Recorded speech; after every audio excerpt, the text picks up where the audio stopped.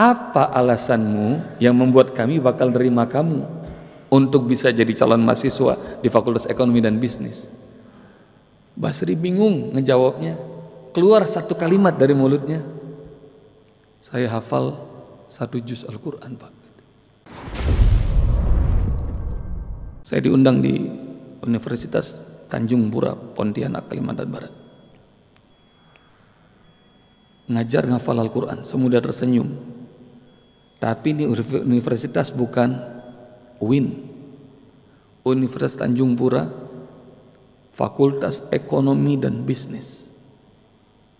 Dekannya, sang profesor, buka acara itu, semua mahasiswanya hadir, dan beliau nyambut saya sambil mengatakan, Ustadz, terima kasih sudah memenuhi undangan kami.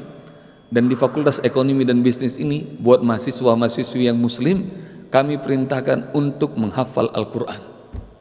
Bayangin nih, Fakultas Ekonomi dan Bisnis. Saya agak kaget dengar sambutan itu. Lalu kemudian seorang dosen namanya Irfani bisikan ke saya, Ustadz, kami ini kenapa ngundang Ustadz? Karena terinspirasi sosok mahasiswa kami. Dia sudah selesai, tuh Ustadz, anaknya namanya Basri. Basri itu anak pondok, lulus pesantren, dia nggak punya duit mau kuliah, tapi ada BUMN yang kerjasama dengan kami buka lowongan. Lalu kemudian anak-anak yang berprestasi silakan ajukan lamaran. Nah, Basri ikutan. Dia nggak tahu masalah ekonomi, dia nggak ngerti bisnis, tapi dia mau belajar, apalagi karena gratisan.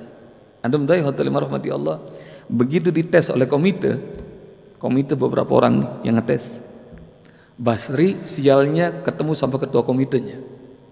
Lalu kemudian dia ditanya berkas-berkasnya, kamu anak pesantren? Iya. Biasanya Ustadz, audiensi itu kira-kira paling cepat 15 menit setiap calon mahasiswa. Basri 2 menit kali Ustadz udah dinyatakan lulus. Kenapa? Karena hotel rahmati Allah Subhanahu wa taala, ketua komitenya nanya, apa alasanmu yang membuat kami bakal nerima kamu untuk bisa jadi calon mahasiswa di Fakultas Ekonomi dan Bisnis? Basri bingung ngejawabnya. Keluar satu kalimat dari mulutnya, saya hafal 1 juz Al-Quran, Pak.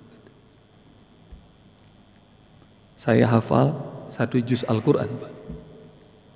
Itu ketua komitenya, penyeleksiannya kaget, dan dia yakin orang bisa hafal Quran 1 juz saja, jangan 1 juz, 3 surat aja, kira-kira kalau surat-surat yang panjang itu pasti jenius.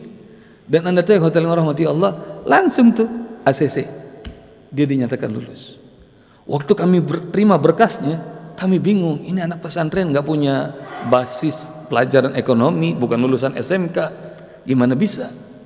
Tapi kami kemudian semuanya termasuk Pak Dekan, kami setuju, kita coba ini anak pesantren. Tapi yang terjadi, semester pertama dia IP-nya cuma 2,0, jelek. Hampir kami lapor untuk gagalkan nih, Basri gak lulus. Tapi kami semuanya berikan kesempatan semester berikutnya. Ustadz, Masya Allah, rupanya dia makin ngafal Quran, makin pinter dia. Hingga akhirnya di semester berikutnya dia menjadi yang terunggul. Semester berikutnya selalu yang terunggul dan lulus dengan terunggul.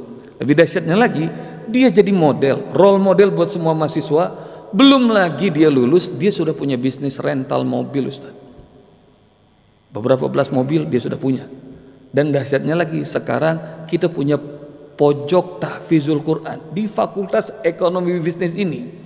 Kami, kata Pak Irfani, termasuk Pak Dekan, mengatakan bahwa semua anak yang ikut hafalan Quran bersama Basri pasti anak-anak unggul di fakultas kami.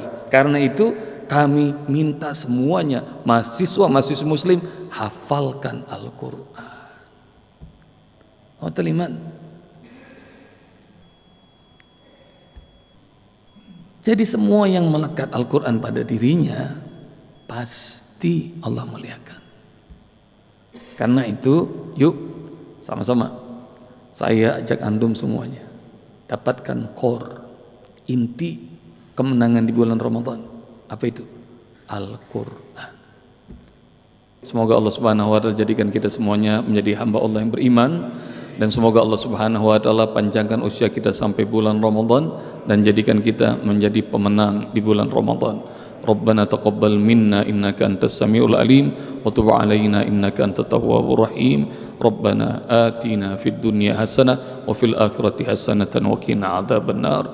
Wa sallallahu ala nabiyyina Muhammad khairu khalqihi wa ala alihi wa sahbihi wasallam. Walhamdulillahi rabbil alamin.